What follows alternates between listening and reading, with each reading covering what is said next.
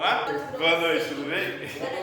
Eu estou animado. Na aula de hoje, a gente vai trabalhar a questão do emprego, do trabalho e a questão étnico-racial.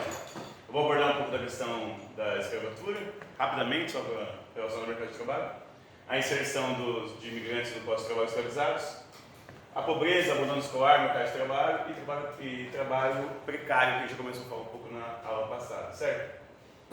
O primeiro elemento aqui da abolição da escravatura é uma das fases que teve esse grande avanço, né, esse grande ataque contra o continente africano, com a escravização de milhões de pessoas. Primeiro que pelos muçulmanos, já com 13 milhões de africanos sendo escravizados. Depois, os 4 milhões foram escravizados, passando aqui pela região do Oceano Índico. E mais 20 milhões passando pelo continente americano. E essa população que foi trazida para o Brasil, professor, está em torno de 4,8 milhões de pessoas. Em torno de 5 milhões, vamos falar um pouquinho mais e tal, né? E isso já começou mais ou menos em 1535, 35, 38, tal, né? Que desembarcaram no litoral brasileiro. E, obviamente, são dados oficiais, né? Também tem uma população que era jogada no mar no meio da viagem, né? Amarrada, está lá no filme do Spielberg, vocês já viram, chama Amistade. O Steven Spielberg tem uma cena muito forte lá, porque eles estão com o navio no meio do mar, né? E amarra corrente, pedra, joga os caras no mar. Então uma galera morria dentro do barco, uma galera era jogada fora, os rebeldes eram mortos, assassinados, né? Então, mas a população viva, se chegou, é isso, né? 4,8 milhões só no Brasil. E a gente, nesse processo, a gente tem então mais de 350 anos de escravidão, que é de 1535, 38 mais ou menos, até 1888, né? Vocês sabem que a abolição da escravidão contou várias coisas, né? Uma das coisas foi que a Guerra Civil Americana, teve uma guerra para a questão racial nos Estados Unidos, norte contra o sul, né? Para abolir a escravidão, e isso então gerou um grande medo que isso também pudesse acontecer no Brasil, certo? Outra coisa também é que na América inteira você começou a abolição tinha sido anterior, tá vendo aqui? Você vê que o Brasil é o último a abolir a escravidão.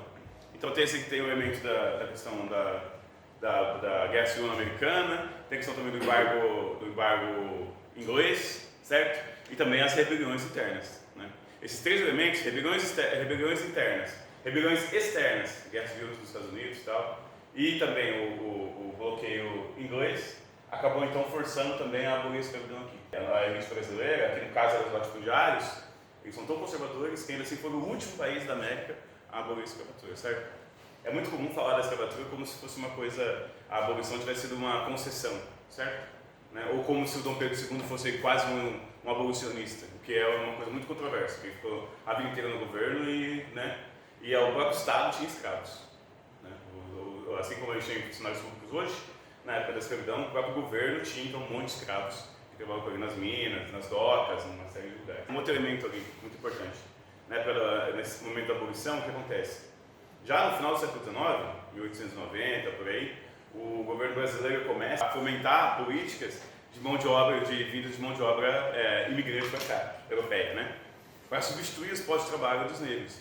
E tinha também uma ideia de branqueamento da população. A elite brasileira tinha uma ideia de branquear a população. Tem as ideias também do branqueamento, que tem do Gobineau e do Lombroso e tal, né? Que também dá um pouco de base para isso. Naturalmente não foi só isso, é porque também eles viam como a população negra como um sujeito que era só para trabalho pesado, escravo. Já que não pode ser escravo, então troca, certo? E o que acontece? Já no final do século XIX, então, o Brasil financia a vida de mais de 1 milhão de europeus para cá. 1 milhão. E o que isso tem a ver com a população negra? Tem a ver que você abole a escravidão em 1888 e os postos de trabalho, que aquela população saiu, a população negra, vai ser substituído pela população branca, certo? E isso vai criar um grande mercado de trabalho, dentro do mercado de trabalho, uma população desempregada gigantesca. Tem um livro muito interessante do Florestan Fernandes, chama A Integração do Negro na Sociedade de Classes. Ele aborda esse processo. Então, lembra quando eu falei lá nas últimas aulas, eu falei aqui do exército de reserva de mão de obra, ou pode chamar de desemprego estrutural também, se quiser. Uma coisa estrutural do capitalismo, do nosso sistema econômico, é ter sempre um setor de reserva para colocar no mercado de trabalho. Então, além de todos aqueles postos estruturais, a estrutura de empregos ela é relativamente fixa, certo? Ela evolui pouco, porque ela evolui de acordo com a evolução da produção, certo? Então você tem lá toda uma estrutura de empregos e você tem lá então, para o capitalismo funcionar bem, precisa ter um exército de mão de obra de reserva. Ou seja, um número de desempregados estruturais. Para que isso? Por dois motivos. Um, para baixar o salário das pessoas, o salário ficar sempre baixo, falar, se você não quer, tem 1000 pessoas que querem a sua vaga. O outro elemento também para poder usar em momentos de crescimento da economia. Se a economia começa uma grande expansão, como foi, por exemplo, 2002 e 2007, no Brasil, ou até 2002, 2010, se quiser, uma grande expansão, você precisa ter esse exército de reserva para poder colocar nos postos de trabalho imediatamente, certo? Para que a produção não pare, para que nunca falte braços.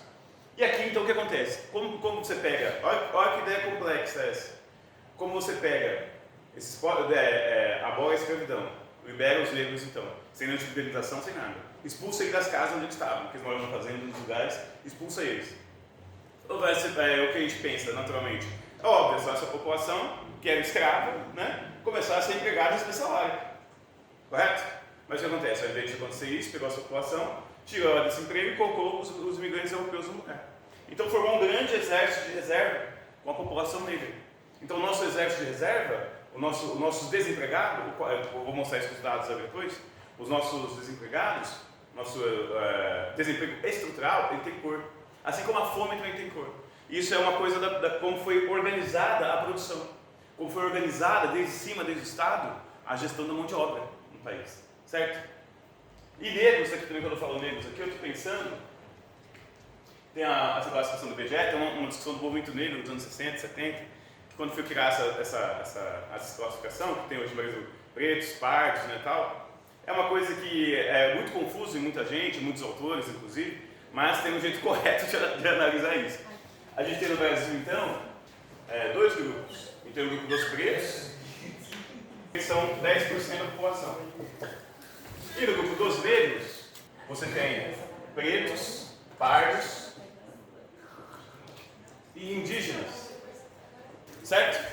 Nessa classificação, quase todos nós aqui que somos nessa sala seríamos colocados como negros. Certo? Nessa classificação. Então, pode parecer, mas é que tinha que ter uma forma de diferenciar, de fazer uma diferenciação entre pessoas da minha cor, por exemplo, né, e uma pessoa preta retinta. Por quê? Porque tem uma diferença no racismo. Para quem é branco, racista mesmo, ele olha todos nós e fala, esses caras aí são tudo inferior. Mas ele é a pessoa preta, com traços negroides, ela sofre mais no mercado de trabalho, ela sofre mais na questão dos relacionamentos, ela sofre mais violência policial, tem uma série de coisas específicas que não é igual à população parda, certo? E uma coisa muito interessante, você tem a carta de caminha, o Perovado de Caminha, você deve ter lido já, né? Provavelmente. Que aí fala que as pessoas, as índias aqui, não tinham, mostravam suas vergonhas e tal. Lá naquela carta, ele trata assim, para os portugueses, nós todos, ninguém aqui era branco, todo mundo era negro. Então isso já vem lá, e eles falam pardos também. A gente tem gente que acha que essa categoria de pardo é nova. Não, já na carta de caminha, tá lá, pode ler lá. Então para os brancos mesmo, né, racistas, é negro e preto mesmo, certo?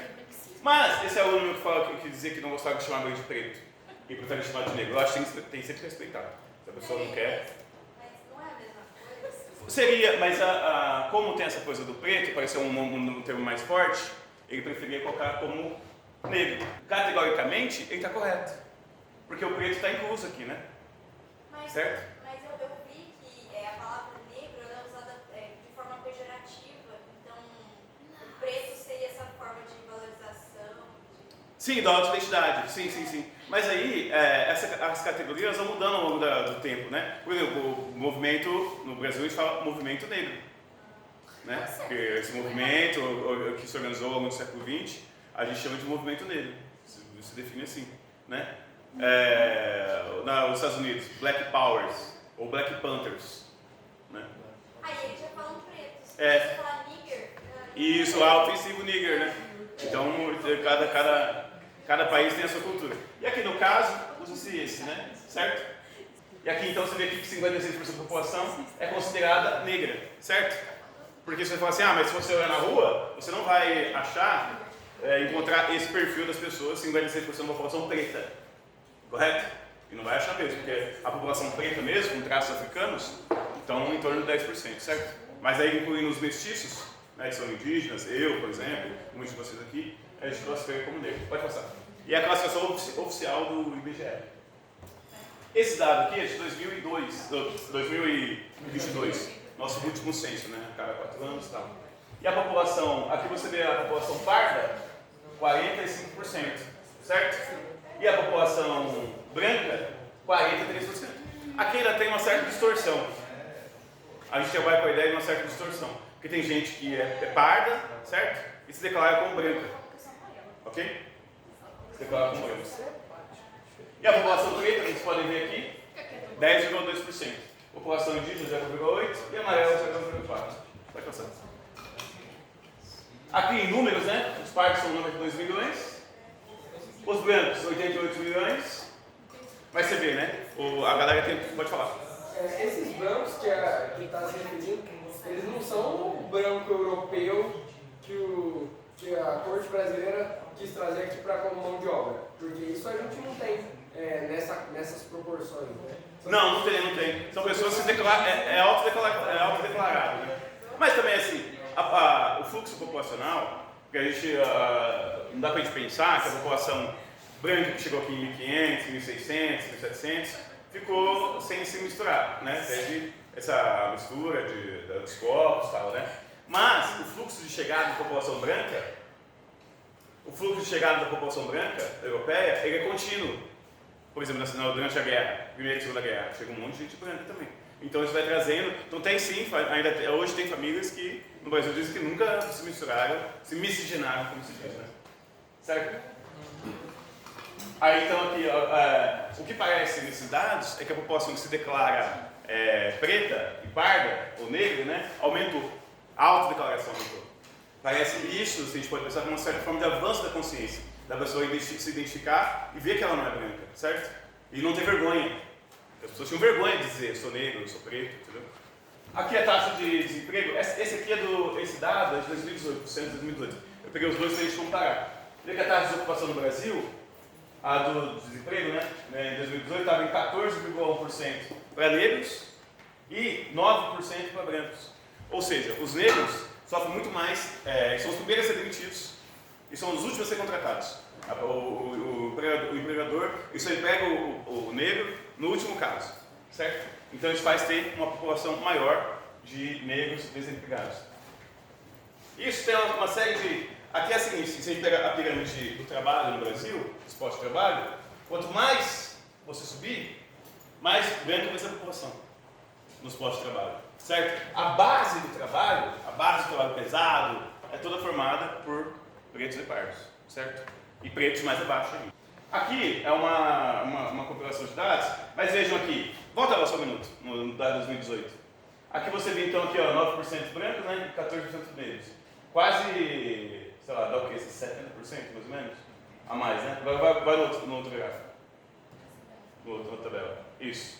Você vê que aqui, ó, o total continuou. A taxa total de desocupação. Negros, 9% e brancos, 6%. Certo? Porque o nosso índice de desemprego diminuiu nos últimos anos, né? No último ano, nos últimos 2, 3 anos. E entre as mulheres, o desemprego é maior ainda. Mulheres negras, tá vendo? Mulheres negras, 11% e mulheres brancas, 7%. Os homens negros, 7% dos desempregados e os homens não negros, 5,7%.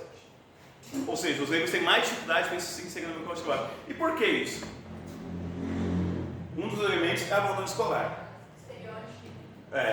Porque a população negra, ela pensa lá na abolição. A população negra foi expulsa do mercado de trabalho, foi substituída por mão de obra europeia, ela não conseguia bons empregos, certo? Ela foi impedida de frequentar as escolas, não tinha condições nem para mandar a criança para a escola, tinha poucas escolas, as escolas eram racistas, e a questão da instrução vai passando de geração para geração também. E a família é muito pobre. Se a família é muito pobre, o que o filho é obrigado a fazer muitas vezes? Se a família é muito pobre, o filho tem que ir trabalhar, certo? Aí larga a escola. Aí o padrão acaba se repetindo, passando de geração para geração. Obviamente, sempre tem as pessoas, os pais negros conseguem fazer o filho terminar a escola e tal, né? Faz questão de manter a criança na escola e arrumar 2, 3 empregos, igual o Júlio, 2, 3 empregos para garantir que o filho fique na escola, né? Mas nem todo pai consegue fazer isso. E tem também a questão dos lares, né? Monoparentais, né? Que só tem uma mulher cuidando dos filhos e tudo mais, né? E tudo isso gera uma série de complicações. Nos cargos de direção, de gerência, olha a lista dela aqui no topo vai ter só brancos praticamente. Pega a lista dos homens mais ricos do Brasil, olha o perfil deles, só brancos. Então aqui no topo vai ser sempre brancos. Na política também é assim. Na política também. Cara, é impressionante isso. É impressionante. Como é que a pessoa vota numa pessoa que você não tem uma identificação, sabe? A pessoa, nada. Nem visual. Nem o visual, nem o vocabulário, nem a condição financeira. Sabe? Não é impressionante? Mas se for assim, a gente não vota nenhum candidato a prefeito de Rio Preto. Não seria ótimo? É idosos, né? Não seria excelente? Ia botar tudo nulo. Mas é porque assim, a questão da eleição está ligada ao patrimônio, né? O sucesso eleitoral está ligado ao patrimônio do candidato. E quem tem mais patrimônio? Os brancos. Logo, os cargos. Eu acho muito também. Agora veja aqui, pode falar. Que isso daí está interligado com o pensamento, uma herança arcaica. Sim. E muita gente também não rompe e passa para a próxima geração. Exatamente. Não, pode falar. O Dória, por exemplo, que era o ex-governador de São Paulo, os Calça apertada. familiares deles estão na política desde... Sim. Mas veja só, a questão aqui também assim, a gente não, a população, os trabalhadores, a classe trabalhadora, os trabalhadores brancos, eles não são culpados por isso que existe, sabe, por esse racismo. Mas sabe quem é um grande culpado? A gente não pode culpar nunca? O Estado. O Estado tem responsabilidade nisso. Porque o Estado ele fez a transição, o Estado escravizou a galera, o Estado financiou a escravidão, o Estado tinha escravos do governo, certo? O Estado financiou a vinda dos europeus, o Estado deixou a galera sem posto de trabalho. Porque a ideia mesmo é que a população negra fosse eliminada mesmo no processo, né? Morresse de fome e tal, né? E sabe que a gente formou as favelas, tudo, né? Por conta da questão da abolição. Agora você veja, cargos de gerência, as mulheres negras são 2% dos cargos de gerente de chefia, né? As mulheres negras 2,1% e as mulheres não negras 4,3%, quer dizer, o dobro. Ainda é ridículo se for pensar, o dado ainda é muito pequeno, né? Você vê que são poucas mulheres, né, que são chefes. Mas ainda assim, você vê que as mulheres brancas é o dobro. Aqui também os homens chefes, 2,1%. E aqui os homens não negros, o dobro, quase 3 vezes mais.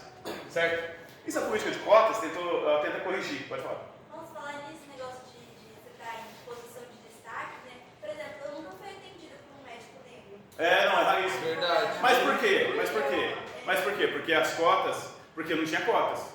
E a universidade ela foi reservada para os brancos, certo? E aí, você conseguir fazer a faculdade, fazer cursinhos, estudar numa boa escola, quem entra nas faculdades boas? O pessoal que vem de escola particular. Não todos, né? Também tem escola particular que é muito ruim, né? Tem também... Com certeza, tem ali níveis também. muito bom, muito ruim. Mas você vê, aí o que acontece? A universidade fez a faculdade pública, a maior parte era branca. A população negra na universidade só era tipo 10, 12%. A universidade como um todo, a população bem pequena. Por isso a gente apoia a política de cotas, para tentar corrigir um pouco isso. Resolver? Não resolve, mas melhora a situação, né? Porque aí, sem isso, você nunca vai conseguir ter um CEO que é negro, porque a população não consegue chegar a fazer universidade, se formar, ter uma boa qualificação, a população menor nos dados gerais. Então vai ser muito mais difícil conseguir chegar nesse posto, certo? Aqui taxa de ocupação. Você vê aqui as mulheres negras, e aqui as mulheres são 22 milhões no mercado de trabalho, certo? E os homens negros, 30 milhões. Vê que são mais homens negros no mercado de trabalho do que os homens não negros. Por que isso? Porque a população é mais negra do que branca. Então, obviamente, vai ter mais gente no mercado de trabalho que é negro, certo? Aqui é a taxa de ocupação que eu já falei, né? Você vê que tem essa diferença. Lá no começo, estava 9% para brancos e 15% para negros de desemprego, né? Quase o dobro. Aqui você vê que se manteve a proporção. Crescente em 2018, a proporção era mais ou menos essa mesma. Então, mesmo tendo diminuído o desemprego, você vê que a proporção entre negros e brancos empregados é a mesma, certo? Informalidade. 41% da população, 46,1% da população negra ocupada na informalidade, certo? E as mulheres, 46% do trabalho é sem carteira assinada. Pode passar. Eu tinha falado para vocês também do desemprego por desalento. No dado do passado, eu tinha colocado que era 3 milhões de poucas pessoas. Agora, quando você olha a cor dessa população, sabe que está fora do mercado de trabalho, você vê aqui, pretos e pardos são 70% dos que não conseguem emprego, tá vendo? E se mantém, ó. Aqui é 2019, aqui é 2022, né? Você vê que se mantém. Ó, pequenas variações, tá vendo? A renda média, essa aqui é esse dado de 2018 também. Eu vou comparar o 18 com o 22. O rendimento domiciliar. Quando você pega todos os negros e faz uma média salarial dele, em 2018, eles recebiam per capita R$934. Aí quando você pega os brancos e faz a média deles era R$1.800. Tipo, o dobro, 9 a 18, né? O dobro, certo? Eu ganho o dobro, a população branca ganha o dobro que a população negra. Não, por isso. Sim. Pode passar. Agora, esse aqui é o de 2002. Você vê aqui, as mulheres negras estão ganhando média salarial 1.900, enquanto que as mulheres não negras, 3 pau. Não é impressionante? Como é que se mantém? Passa décadas e décadas, porque a gente tem uma ideia às vezes, uma certa ilusão, que as coisas vão melhorando aos poucos, sabe? Ah, não, mas o mundo está melhorando, não é mais como era antes, tal, não sei o quê, high-tech agora, internet, né? A população desconstruída, não sei o quê, você vê que ainda se mantém. Mas o que esperar de um país que faz só 200 anos que aboliu a escravidão? Exatamente. Tipo, e o que você acha quando as pessoas falam, não existe racismo? Porque tem muita gente que fala isso. Tem, mas sabe o que eu falo? Sabe o que eu falo? Ou que é vitimismo. Sim, mas sabe o que eu falo? Isso acontece na escola, às vezes tem discutir isso. Mas uma coisa que eu digo é, o Estado brasileiro reconhece. O Estado. E recentemente Portugal também falou, não, o que a gente fez com a população negra na África, na escravidão, foi um genocídio. Os caras que fizeram, os portugueses, reconhecem isso, certo? Até tá falando de indenizar. Aí o Estado brasileiro reconhece, por causa da luta social, reconhece que o que fez aqui foi uma atrocidade, certo? Que o Estado é racista, que as leis são racistas, o mercado de trabalho é racista, tem essa coisa do racismo institucional. O que é o racismo institucional? As empresas reproduzem racismo na contratação, reproduzem racismo na forma de pagamento, reproduzem racismo na relação violenta com a população negra, desrespeitosa dentro do local de trabalho, porque é negra, sabe? Tudo isso se reproduz no dia a dia. E tem um monte de denúncia, uma série de coisas que mostra que, entendeu? Continue. Eu estava vendo um negócio outro dia também do algoritmo de emprego. Você pode entrar no Google, por favor? Coloca ali, tem da ESC. Você sabe, né? O pessoal novo, sem saber tudo, né? Coloca aqui na internet ali embaixo. Coloca aí, mulher bonita. E pesquisar a imagem. Isso. Mulher bonita. Vamos ver o que é uma mulher bonita. Qualquer coisa, Eu quero explicar o padrão Como é que chama? Isso, imagens. Ó, vai descendo. Aí o algoritmo vai descendo. Se colocar homens bonitos, vai acontecer a mesma coisa. Ó, uma negra. Vai. Ó. E o que acontece? O que tem a ver isso aqui?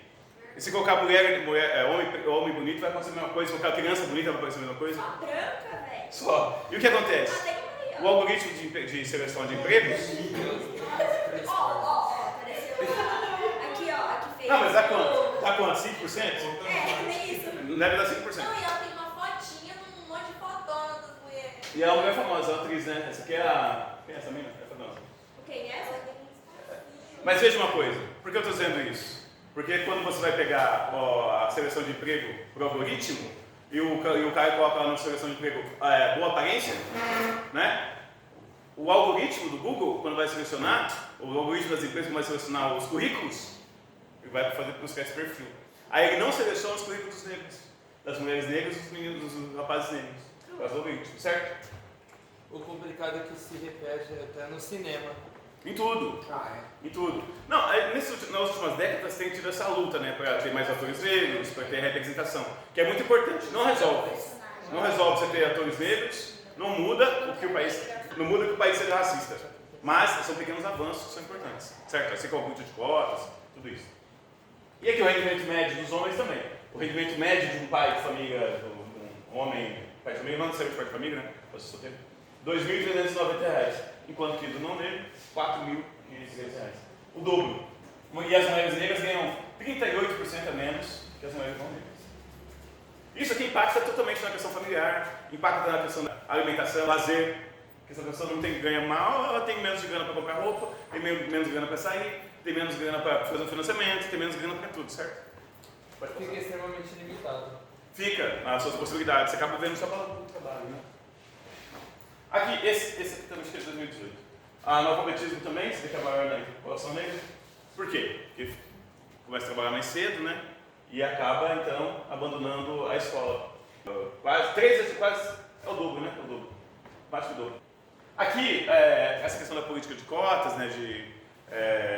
Nos concursos e tal, ela vem sendo trabalhada, aí quando você vai ver esses dados, ela tem tido alguns resultados importantes. Quando você vai ver aqui esse dado, aqui em 2008, você vê 69% dos funcionários públicos eram brancos, certo? A política de cotas, no concurso e tal, ela veio e fez essa variação e hoje quase metade deles são negros. Isso é uma coisa bem importante. É importante. Porque se não for o Estado, como é uma coisa do Estado, como o Estado é ocupado, o Estado é que tem que dar o jeito, entendeu? Porque eu digo isso do Estado, porque às vezes faz debate em sala de aula, né? O cara é branco e tal, e fala, mas eu sou branco, eu não tenho culpa disso. Não, ninguém está culpando você. A gente está culpando o Estado, nossas instituições, as empresas que reproduzem isso, sabe? Então é isso. Alguma dúvida? Dúvida, questões, discordâncias? Fala agora, eu caio e até a próxima aula. Valeu, gente. Obrigado, professor.